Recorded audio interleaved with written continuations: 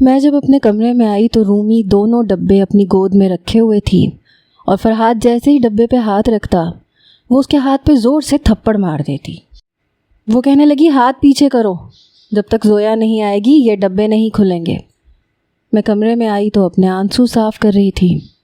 میں بیڈ پہ جا کے بیٹھ گئی، تکیہ اپنی گود میں پکڑ کے رونے لگی۔ وہ کہنے لگا تمہیں کیا ہوا ہے؟ کیا پھر سے کچھ کہہ دیا؟ میں نے کہا دیکھو اپنے بھائی کو شرافت سے سمجھا دو، مجھے نہیں کرنی اس سے شادی، اور 2 مہینے میں تو بالکل بھی نہیں کرنی۔ وہ دونوں ہی میری شکل دیکھنے لگے، کہنے لگے ہوا کیا ہے تمہیں؟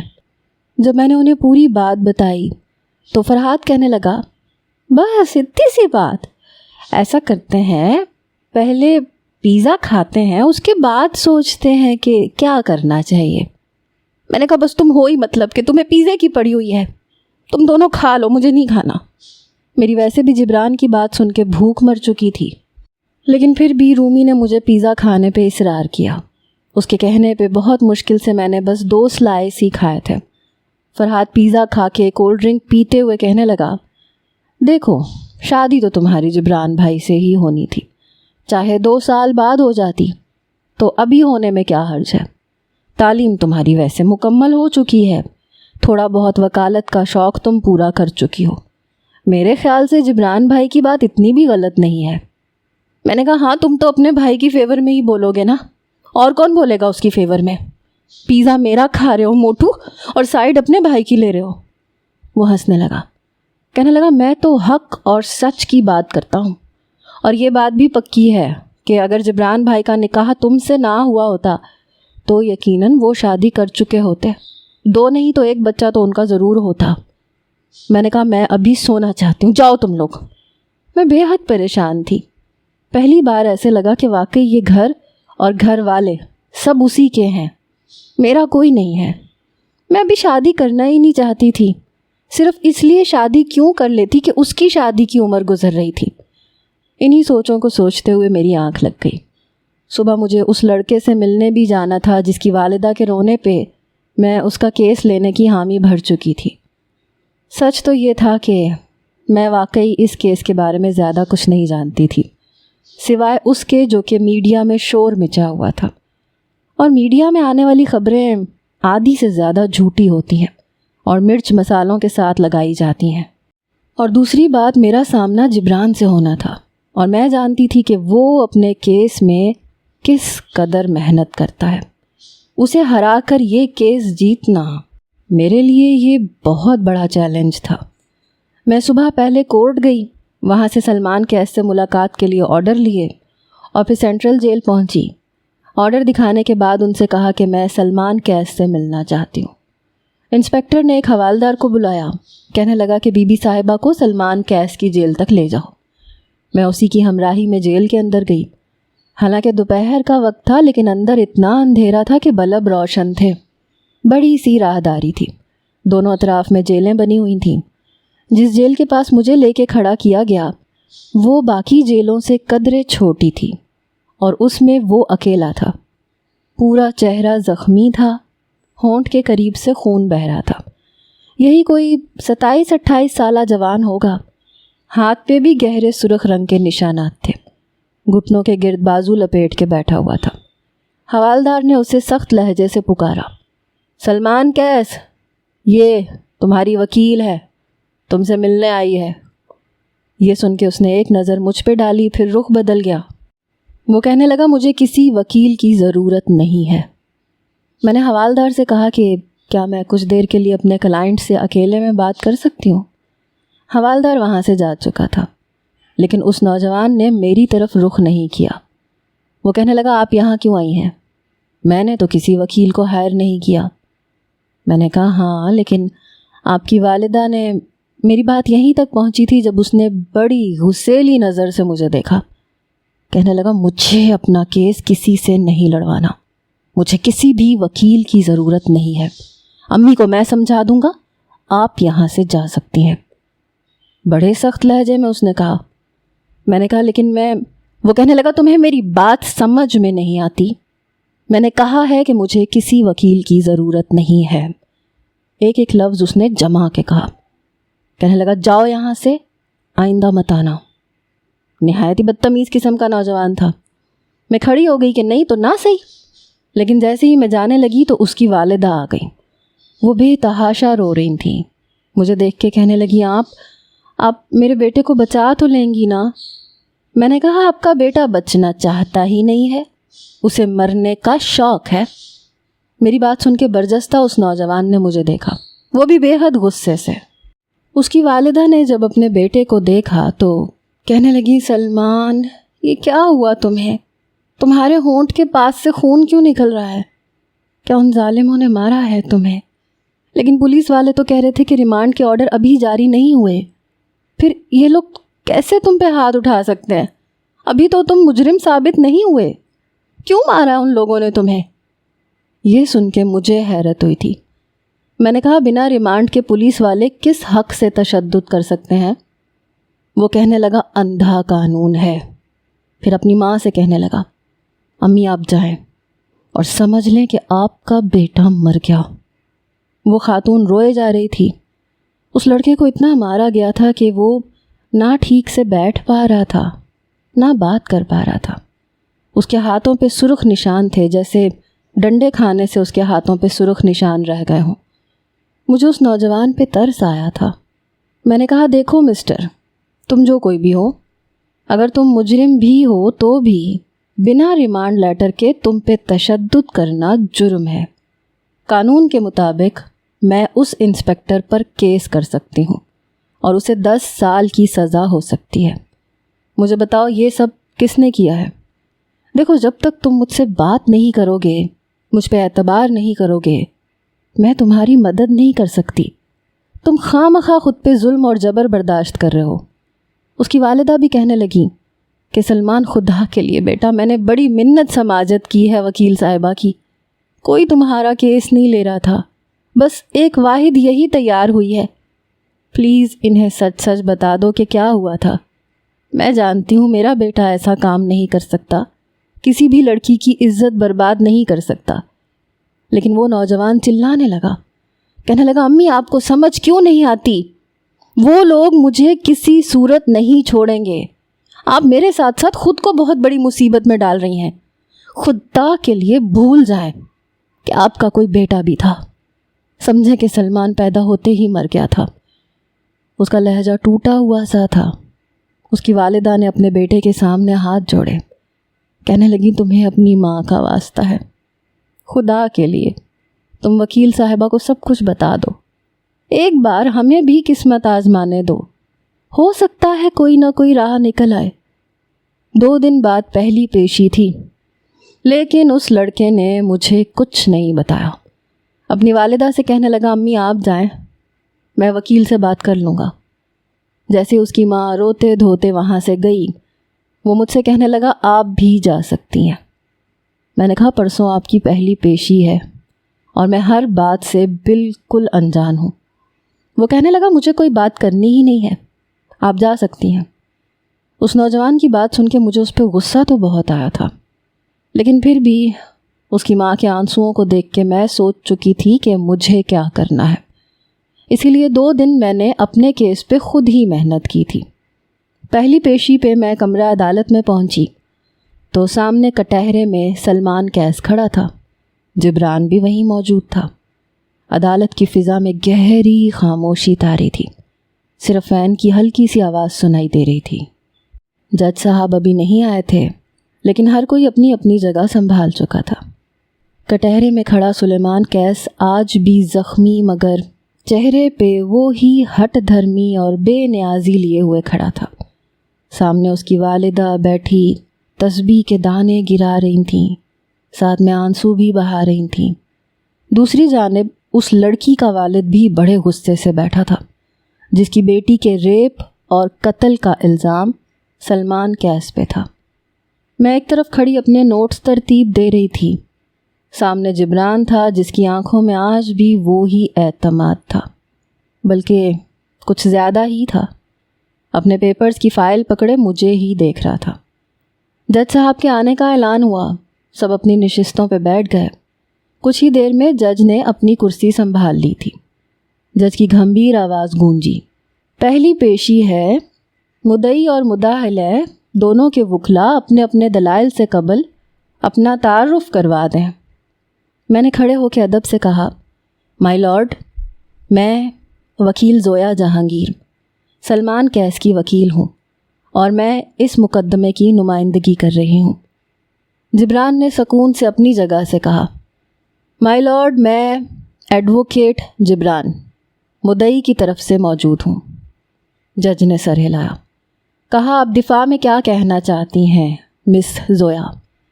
میں نے فائل بند کی، ایک گہرا سانس لیا، اپنی آواز کو مضبوطی دی۔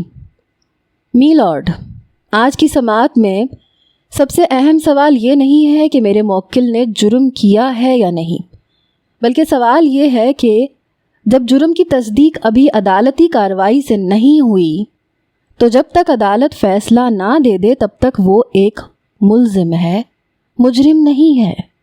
مگر یہاں ایک بنیادی قانونی اصول کی خلاف ورزی کی گئی ہے، اور وہ ہے بنا ریمانڈ کے جسمانی تشدد۔ میری بات سن کے جج صاحب نے کرسی کی پشت سے ٹیک لگائی اور ہلکے سے پلکیں جھپکاتے ہوئے کہا، وکیل صاحبہ، آپ نے جو الزامات لگائے ہیں وہ سنجیدہ ہیں۔ کوئی ثبوت؟ میں نے اپنے بیگ میں سے ایک کاغذ نکالا اور میز پہ رکھا۔ یہ وہ ریمانڈ آرڈر ہے جو کل جاری ہوا تھا، جبکہ میرے موکل پہ تشدد اس سے پہلے کیا گیا ہے۔ جج صاحب نے سر ہلایا، لیکن ان کے چہرے پہ کوئی تاثر نہیں آیا۔ جبران نے فوراً اعتراض دائر کیا، مائی لارڈ، یہ محض الزامات ہیں، کوئی ویڈیو، کوئی فورینزک رپورٹ موجود نہیں ہے۔ پولیس کو صرف ملزم کو قابو میں رکھنے کی کوشش کرنی پڑی ہوگی، اور رہی بات ریمانڈ کی تو بعض اوقات آفیشل کاغذی کارروائی میں تاخیر ہو سکتی ہے، لیکن تفتیش کا عمل متاثر نہیں ہونا چاہیے۔ اس کی بات سن کے میں نے سخت لہجے میں کہا، مائی لارڈ، قانون میں کسی بھی تاخیر کی اجازت نہیں ہے جب بات انسانی حقوق کی ہو۔ کسی بھی ملزم کو بغیر عدالتی اجازت کے ہاتھ لگانا، اس پہ جسمانی تشدد کرنا نہ صرف غیر قانونی ہے بلکہ سزا کے زمرے میں آتا ہے۔ پاکستان پینل کوڈ کے تحت دفعہ 330 اور 337 کے کسی کو غیر قانونی طور پہ جسمانی نقصان پہنچانا جرمانہ اور قید دونوں ہو سکتی ہیں۔ دفعہ 348، اگر کوئی سرکاری ملازم مثلاً پولیس اہلکار کسی شخص کو اذیت دے تاکہ وہ کچھ اگلوا سکے تو اسے 3 سال قید کی سزا ہو سکتی ہے۔ اور قانون برائے انسداد تشدد کے تحت اگر پولیس کی جانب سے حراستی تشدد، زبردستی جرم منوانا یا مار پیٹ کرنا ثابت ہو تو اس قانون کے تحت پولیس اہلکار کو 10 سال تک قید ہو سکتی ہے اور متاثرہ شخص کو معاوضہ بھی مل سکتا ہے۔ مائی لارڈ، میں چاہتی ہوں کہ عدالت فوری طور پر انسپکٹر پر انکوائری کا حکم دے تاکہ یہ صاف ہو کہ یہ زخم حادثاتی ہیں یا جان بوجھ کے دیے گئے ہیں۔ جبران کہنے لگا، مائی لارڈ، میری قابل وکیل کیا عدالت کو یہ بتانا پسند کریں گی کہ ان کے پاس اس بات کا کوئی ثبوت ہے کہ ریمانڈ لیٹر سے پہلے ریمانڈ لیا گیا ہے؟ جج نے میری طرف دیکھا، میں نے پلٹ کے کٹہرے کی طرف دیکھا اور سلمان سے مخاطب ہو کے کہا، سلمان، کیس کہ آپ مجھے اجازت دیں گے؟ سلمان نے نظریں جھکائیں، لب بھینچے اور پھر ہولے سے سر ہلایا۔ پھر میں نے جج سے کہا، عزت مآب، اگر اجازت ہو تو میں اپنے موکل کی قمیض اتروا کر جسم پر موجود نشانات عدالت کے سامنے ظاہر کرنا چاہتی ہوں۔ میری بات پر کمرے عدالت میں سرگوشیاں پھیل گئیں۔ جبران کی پیشانی پہ شکنیں ابھریں۔ وہ لمحہ بھر کے لیے بے چین سا ہوا۔ یقیناً اسے ایسی چال کی توقع میری جانب سے نہیں تھی۔ جج نے نظریں اٹھائیں۔ اجازت ہے۔ عدالتی اہلکار نے سلمان کی قمیض ہٹانے میں مدد کی۔ کمرے میں خاموشی چھا گئی۔ سلمان کی پشت، بازو اور کندھوں پر گہرے نیل، سوجن اور چھڑیوں کے نشانات تھے۔ کچھ زخم تازہ تھے، کچھ پہ خون کی سوکھی تہہ جمی ہوئی تھی، جسے دیکھ کے صاف ظاہر ہو رہا تھا کہ زخم کچھ دن پرانے ہیں۔ کمرہ عدالت میں موجود ہر آنکھ متوجہ تھی۔ میں نے کہا، مائی لارڈ، اگر یہ ریمانڈ کل کیا گیا ہوتا تو سارے زخم تازہ ہوتے، لیکن یہ ریمانڈ 2 دن پہلے کیا گیا تھا، جبکہ عدالت کی طرف سے ریمانڈ لیٹر کل دن کے وقت ٹھیک 3 بجے جاری کیا گیا تھا۔ آپ زخم دیکھ کے اندازہ لگا سکتے ہیں۔ میری بات پہ جج نے ایک گہری سانس لی۔ وہاں موجود پولیس انسپکٹر اپنے ماتھے پہ آنے والے پسینے کو صاف کر رہا تھا۔ اس وقت جبران کے چہرے پہ تفکر کی لکیریں گہری ہوئیں۔ میں نے خاموشی سے ایک تصویر عدالت میں پیش کی کہ یہ وہ تصویریں ہیں جو میں نے ملاقات کے فوراً بعد لی تھیں۔ ان میں بھی واضح نشانات موجود ہیں اور تاریخ بھی 2 دن پہلے کی درج ہے کہ کس تاریخ اور کس وقت پر تصویر لی گئی تھی۔ یہ ثابت کرتا ہے کہ میرے موکل کو بغیر عدالتی اجازت کے جسمانی تشدد کا نشانہ بنایا گیا، جو کہ ایک ناقابل تردید غیر قانونی عمل ہے۔ کیا میرے قابل وکیل اس بات پہ روشنی ڈالنا پسند کریں گے کہ بنا ریمانڈ لیٹر کے میرے موکل کے ساتھ یہ غیر انسانی سلوک کس کے کہنے پہ کیا گیا؟ میرا لہجہ بلند ہوا تھا۔ جج صاحب کہنے لگے، آرڈر آرڈر۔ کمرے میں خاموشی چھا گئی۔ جبران کی نظریں اس کی فائل پہ جم گئیں، جیسے وہ خود کو سنبھالنے کی کوشش کر رہا ہو۔ جج نے ایک نظر مجھ پہ ڈالی۔ یہ عدالت ان الزامات کو نظر انداز نہیں کر سکتی۔ پولیس افسران کو طلب کیا جاتا ہے اور جب تک یہ تحقیق مکمل نہیں ہوتی، سلمان کیس کو فوری طور پر میڈیکل چیک اپ کے لیے سرکاری ہسپتال بھیجا جائے گا۔ میں نے پہلی بار اطمینان کی سانس لی، لیکن اس کی نظریں اب بھی سلمان پہ تھیں، جو بدستور نظریں جھکائے کھڑا تھا۔ جج کی آواز پھر گونجی، عدالت ملتوی کی جاتی ہے، اگلی سماعت 3 دن بعد ہوگی۔ میں نے فائل بند کی، پلٹ کے جبران کو دیکھا اور پہلی بار اس کے چہرے پہ شکست کا ہلکا سا عکس تھا۔ اس سے پہلے کہ سلمان کو وہاں سے واپس لے جایا جاتا، میں نے کہا، اگر آپ کو مجھ پہ تھوڑا سا بھی بھروسہ ہے تو کیا میں آپ سے دوبارہ ملنے آ سکتی ہوں، اس امید پہ کہ آپ مجھے مایوس نہیں کریں گے۔ میری بات سن کے کہنے لگا، جی آ جائیے گا۔ پہلی بار اس نے آرام سے بات کی تھی۔ اس کی والدہ مجھے بڑی مشکور نظروں سے دیکھ رہی تھیں۔ جیسے ہی میں کمرہ عدالت سے باہر آئی، سلمان کی والدہ کہنے لگیں، بیٹا تمہارا بہت بہت شکریہ۔ ابھی تمہیں دینے کے لیے میرے پاس کوئی فیس نہیں ہے، لیکن میں اپنا گھر بیچنے پہ لگا چکی ہوں۔ میں تمہیں منہ مانگی قیمت دوں گی، بس تم میرے بیٹے کو بچا لو۔ میں نے کہا، آپ کو گھر بیچنے کی ضرورت نہیں ہے، مجھے پیسے نہیں چاہیے، بس آپ میرے لیے دعا کر دیں کہ میں آپ کے بیٹے کو بچا سکوں، اگر وہ واقعی بے قصور ہے تو۔ وہ کہنے لگی، میرا سلمان ایسے نہیں کر سکتا، وہ عورتوں کی بہت عزت کرتا ہے، میں نے اسے کبھی کسی لڑکی کی طرف آنکھ اٹھاتے ہوئے نہیں دیکھا، میرا بچہ ایسے نہیں کر سکتا۔ پھر وہ کہنے لگی، یہ میرے بچے پہ دوبارہ مار پیٹ تو نہیں کی جائے گی، اس پہ تشدد تو نہیں کیا جائے گا؟ میں نے کہا، نہیں کیا جائے گا، میں پوری کوشش کروں گی کہ اس پہ کسی قسم کا تشدد نہ کیا جائے۔ کورٹ کا وقت ختم ہوتے ہی جب میں باہر آئی تو جبران گاڑی میں بیٹھا ہوا تھا، ماتھے پہ بل تھے، فون پہ کسی سے بات کر رہا تھا۔ جیسے ہی میں نے فرنٹ ڈور کھولا اور بیٹھی تو وہ فون پہ کسی پہ چلا رہا تھا۔ میں نے آپ کو منع بھی کیا تھا کہ جب تک ریمانڈ کے آرڈر جاری نہ ہو جائے آپ کسی قسم کا تشدد نہیں کریں گے۔ آپ کی وجہ سے میرا کیس کمزور پڑ گیا، کیا ضرورت تھی آپ کو پولیس کو رشوت دے کے سلمان پر؟ اس کی بات یہیں تک پہنچی تھی، لیکن جیسے ہی اس نے مجھے گاڑی میں بیٹھتے ہوئے دیکھا، کہنے لگا، بعد میں بات کروں گا۔ پھر اس نے فون بند کر دیا۔ میں گاڑی میں بیٹھ گئی۔ یہ پہلا سفر تھا کہ اس نے مجھے کوئی نصیحت نہیں کی تھی۔ بڑی خاموشی سے ہمارا سفر گزرا۔ جیسے ہی گاڑی بنگلے کے اندر کھڑی ہوئی، میں گاڑی سے نیچے اترنے لگی تو کہنے لگا، زویا تم اچھا نہیں کر رہی، تم ایک مجرم کا ساتھ دے رہی ہو، اور جس لڑکی کے ساتھ اس نے ریپ کیا ہے وہ کوئی عام لڑکی نہیں ہے، وہ لوگ اس لڑکے کو کسی قیمت پر نہیں چھوڑیں گے۔ میں نے کہا، ابھی وہ مجرم ثابت نہیں ہوا۔ وہ کہنے لگا، دیکھو تم ان باریکیوں کو نہیں جانتی، مجھے اس کیس سے کوئی سروکار نہیں ہے زویا، لیکن اگر اس کیس کی وجہ سے تم کسی مشکل میں پڑو گی تو میں تمہیں مزید اس کیس میں الجھنے نہیں دوں گا، یہ بات یاد رکھنا۔ اس کا لہجہ کافی سخت تھا۔ میں نے کہا شاید آپ کو یہ ڈر ہے کہ آپ اس بار ہار جائیں گے، اس لیے آپ مجھے ڈرانے کی کوشش کر رہے ہیں۔ وہ کہنے لگا شٹ اپ، میں تمہاری کیئر کرتا ہوں، ہو سکتا ہے میرے کیئر کرنے کا انداز تمہیں پسند نہ ہو، لیکن تم میری بیوی ہو، میں تمہیں کسی بھی مصیبت میں نہیں دیکھ سکتا۔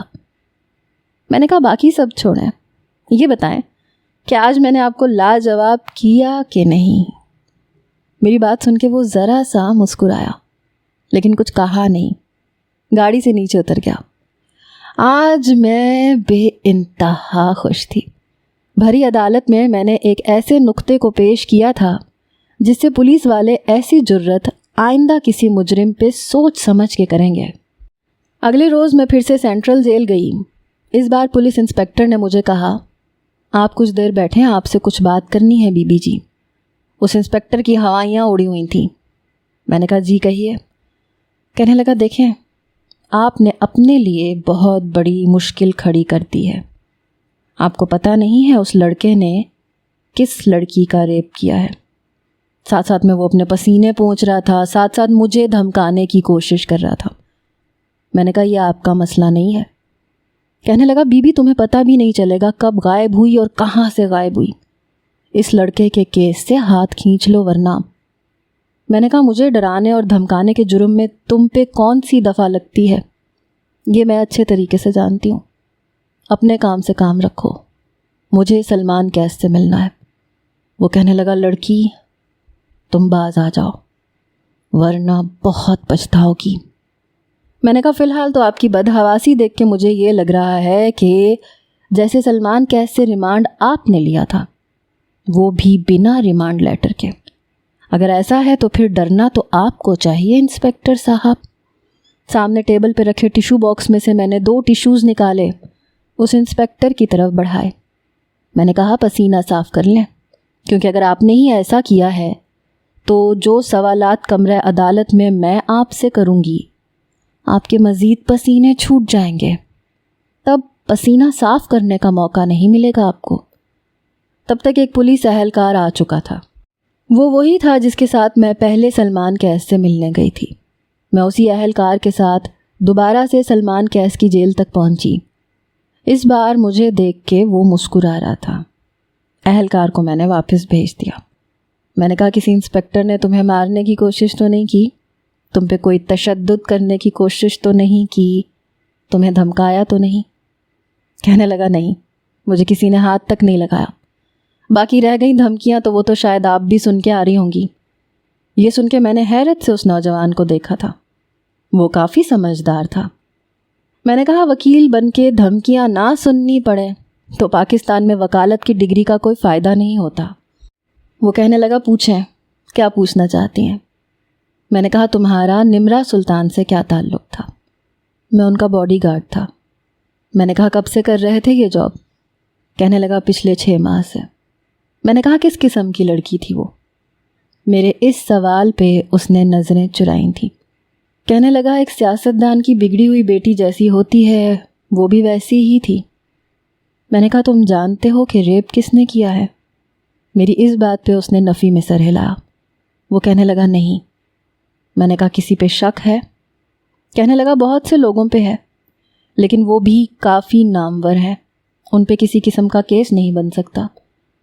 میں نے کہا آخری دفعہ تمہاری نمرا کے ساتھ ملاقات کب ہوئی تھی؟ کیا اس دن جس دن اس کے ساتھ ریپ ہوا تھا اور قتل ہوا تھا؟ وہ کہنے لگا ایکچولی مجھے صرف باہر کھڑے رہنے کی اجازت ہوتی تھی، بند کمروں کے اندر کیا ہوتا ہے اس کی کہانی نہ تو ہمیں سننے کی اجازت تھی اور نہ دیکھنے کی۔ میں اس بارے میں کچھ بھی نہیں جانتا۔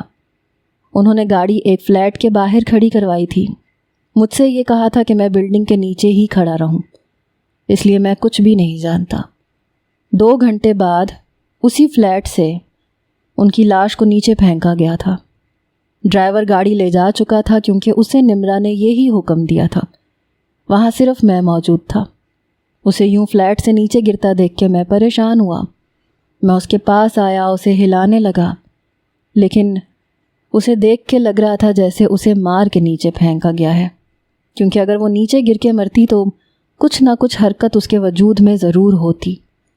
اس کی حالت دیکھ کے میں اندازہ لگا چکا تھا کہ اس کے ساتھ ریپ ہوا ہے۔ سلمان کیس کی ساری بات سن کے میں وہاں سے باہر آئی اور سیدھا ہاسپٹل گئی۔ نمرا کی پوسٹ مارٹم رپورٹ مانگی تو مجھ سے یہ کہا گیا کہ وہ تو نمرا کے وکیل لے جا چکے ہیں۔ میں نے کہا مجھے اس کی کاپی چاہیے۔ کچھ ہی دیر میں مجھے پوسٹ مارٹم رپورٹ دے دی گئی، جس کے مطابق اس لڑکی کے ساتھ ریپ ہوا تھا۔ 2-3 دن میں نے اچھے خاصے ثبوت اکٹھے کر لیے تھے، لیکن میں یہ بھی جانتی تھی کہ جبران نے بھی اپنی تیاری مکمل کر کے رکھی ہوگی۔ گھر آ کے میں نے کھانا کھایا، اپنے آپ کو کمرے میں بند کر لیا۔ میں اس کیس کے بارے میں کئی قانونی نکات کو غور سے پڑھ رہی تھی، لیکن اسی وقت باہر سے فائرنگ کی آواز آئی۔ میں بری طرح سے گھبرائی۔ ہمارے گھر کے کئی شیشے ٹوٹے، سب گھر والے خوف زدہ ہو کے رہ گئے۔ میں اپنے کمرے سے باہر آئی، میری والدہ بھی میرے پاس آ گئیں۔ ان کی رنگت اڑی ہوئی تھی۔ کچھ ہی دیر میں اوپر کے پورشن سے میرے تایا، تائی، رومی، فرحاد اور جبران بھی نیچے آ گئے۔ فرحاد بہت گھبرایا ہوا لگ رہا تھا۔ جبران کہنے لگا ان سب کو پچھلے کمرے میں لے کے جاؤ، جلدی کرو۔ ساتھ ہی اس نے موبائل سے پولیس کو فون کرنا شروع کیا کہ گھر پہ فائرنگ ہو رہی ہے۔ یہ کہتے ہوئے جیسے ہی لاؤنج کا دروازہ کھولنے لگا تو میری والدہ چلا اٹھیں۔ وہ کہنے لگی جبران یہ کیا کر رہے ہو، تمہیں گولی لگ سکتی ہے۔ وہ کہنے لگا چچی مجھے دیکھنے تو دیں کہ آخر کون لوگ ہیں جنہوں نے اتنی بڑی جرت کی ہے، لیکن میرے تایا نے بھی منع کر دیا۔ وہ کہنے لگے جبران تم باہر نہیں جاؤ گے۔ بہرحال فائرنگ کرنے والے جا چکے تھے۔ اس کے بعد پولیس کی موبائل آ چکی تھی جس میں وہ انسپیکٹر بھی موجود تھا۔ وہ کہنے لگا کہ یوں تو ہم تفتیش شروع کر دیں گے، لیکن کھلی بات ہے آپ کے گھر کی بیٹی ایک ایسے نوجوان مجرم کا ساتھ دے رہی ہے جس نے ایک سیاستدان کی بیٹی کے ساتھ ریپ کیا ہے اور اسے جان سے مار دیا، اور یہ محترمہ اسے بے قصور ثابت کرنے پہ تلی ہوئی ہیں۔ پھر ایسا تو ہوگا، یہ تو ابھی شروعات ہے۔ تایا بنے بس ایک نظر مجھ پہ ڈالی۔ وہ انسپیکٹر بڑے مزے سے چائے پیتے ہوئے کہہ رہا تھا۔ میں نے کہا آپ جانتے ہیں کہ یہ کام کس نے کیا ہے تو یہاں بیٹھ کے چائے کیوں پی رہے ہیں؟ جائیں ان کے خلاف جا کے کارروائی کریں، اور اگر آپ کو FIR کاٹتے ہوئے مشکل پیش آ رہی ہے تو میں کٹوا دیتی ہوں، کیونکہ میں جانتی ہوں کہ مجھ پہ حملہ کرنے کی کوشش کس نے کی ہے۔ جبران کہنے لگا زویا تم اپنے کمرے میں جاؤ، مجھے بات کرنے دو۔ میں نے کہا میں کیوں اپنے کمرے میں جاؤں؟ میرے خیال سے تو سب کیا دھرا اسی انسپیکٹر کا ہے، کیونکہ بنا ریمانڈ لیٹر کے اسی نے ریمانڈ کیا تھا، مجھے دھمکیاں بھی اسی نے دی تھیں، اور اب یہ فائرنگ کروا کے مجھے ہراساں کرنا چاہتا ہے۔ میں چلا اٹھی۔ وہ کہنے لگا سمجھائیں انہیں کیا کرنے جا رہی ہیں یہ؟ میرا کام آپ کو سمجھانا تھا، آگے آپ خود سمجھدار ہیں۔ جبران کہنے لگا تم جاؤ یہاں سے، جس نے یہ فائرنگ کروانے کی ہمت کی ہے میں اسے چھوڑوں گا نہیں۔ انسپیکٹر کہنے لگا اچھی طرح سوچ لیں وکیل صاحب، آپ بہت بڑی مصیبت کو ہاتھ میں لے رہے ہیں۔ جبران کہنے لگا میں نے آپ کو اس لیے نہیں بلایا تھا کہ آپ آ کے یہاں ہمیں دھمکائیں۔ اگر ہم وکیل ان گولیوں پہ پریشان ہونے لگے تو پھر ہم نے کر لی وکالت۔ میری IG صاحب سے بات ہو گئی ہے، یہاں فائرنگ کرنے والوں کے تو میں ہوش ٹھکانے لگوا دوں گا۔ صبح پیشی تھی اور میں اچھی طرح سے جان چکی تھی کہ یہ ساری کارروائی اسی انسپیکٹر نے کروائی ہے۔ وہ ہمارے گھر سے جا چکا تھا۔ جبران کہنے لگا کل سے تم کورٹ نہیں جاؤ گی۔ میں نے تم سے پہلے کہا تھا کہ اگر اس کیس کی وجہ سے مصیبت تم پہ آئی تو میں تمہیں آگے کیس لڑنے نہیں دوں گا۔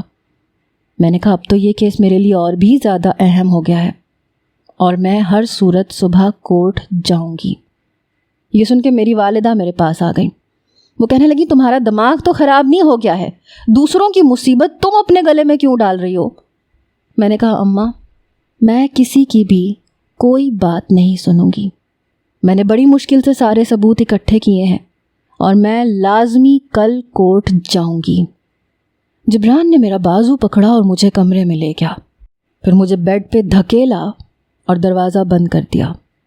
کہنے لگا زویا میں سختی کرنے کا قائل نہیں ہوں، اس لیے مجھے مجبور مت کرو، میں تمہیں کسی بھی مصیبت میں پھنسنے نہیں دوں گا۔ میں نے کہا ایسی فائرنگ پہلی بار تو نہیں ہوئی ہمارے گھر پہ، پہلے بھی ہو چکی ہے جب آپ کیس لڑتے تھے، تو کیا آپ نے وکالت چھوڑ دی؟ وہ کہنے لگا میں بحث نہیں سننا چاہتا، میری بات اور ہے، میں ایک مرد ہوں۔ میں نے کہا یہ ایک بھونڈا سا جواب ہے کہ آپ ایک مرد ہیں، میں ایک عورت ہوں۔ بات صرف یہ ہے کہ آپ ایک وکیل تھے اور میں بھی وکیل ہوں۔ اس انسپیکٹر کو بس اس بات کے لالے پڑے ہوئے ہیں کہ کہیں کل اسے 10 سال کی قید نہ ہو جائے، جرمانہ نہ بھرنا پڑ جائے۔ کسی بے قصور کو جانوروں کی طرح مارتے ہوئے اس نے یہ نہیں سوچا تھا کہ قانون اس پہ کون کون سی پابندیاں عائد کرتا ہے اور یہ ان کو تجاوز نہیں کر سکتا۔ چند نوٹ کھا کے یہ کسی کو بھی مار دے گا۔ جبران میرے سامنے آ کے کھڑا ہو گیا۔ تم کیا سمجھتی ہو؟ کل تم اسے مجرم ثابت کر کے جیل میں بھجوا دو گی تو بھی تم جیت نہیں سکتی۔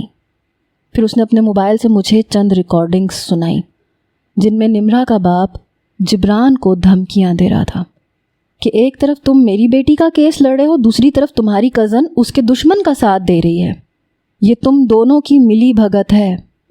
یاد رکھنا اس لڑکی کے ساتھ تو جو ہوگا سو ہوگا۔ زندہ میں تمہیں بھی نہیں چھوڑوں گا اگر میری بیٹی کا مجرم بھاگ گیا تو۔ وہ کہنے لگا زویا تم نہیں جاؤ گی اور یہ فائنل ہے۔ پہلی بار میں بھڑک اٹھی۔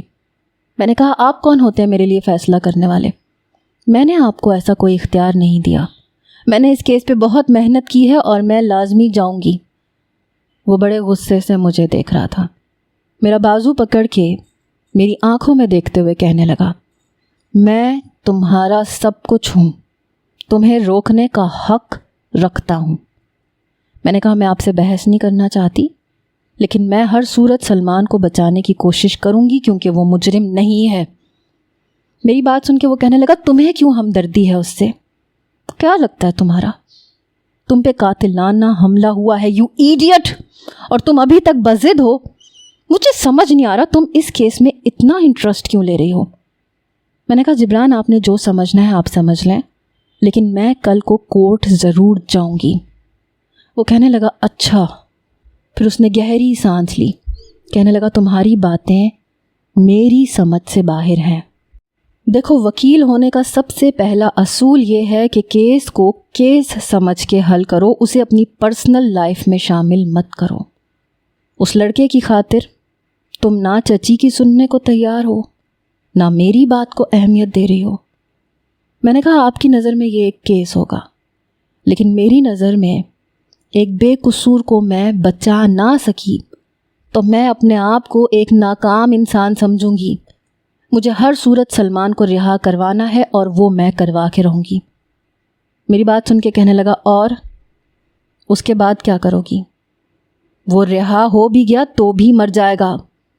میں نے کہا اللہ نے اس کی زندگی اور موت کا اختیار نہ آپ کو دیا ہے نہ نمرا کے باپ کو، کچھ نہیں ہوگا اسے۔ میرے بے اختیار یہ کہنے پہ جبران بے تحاشا غصے میں آیا۔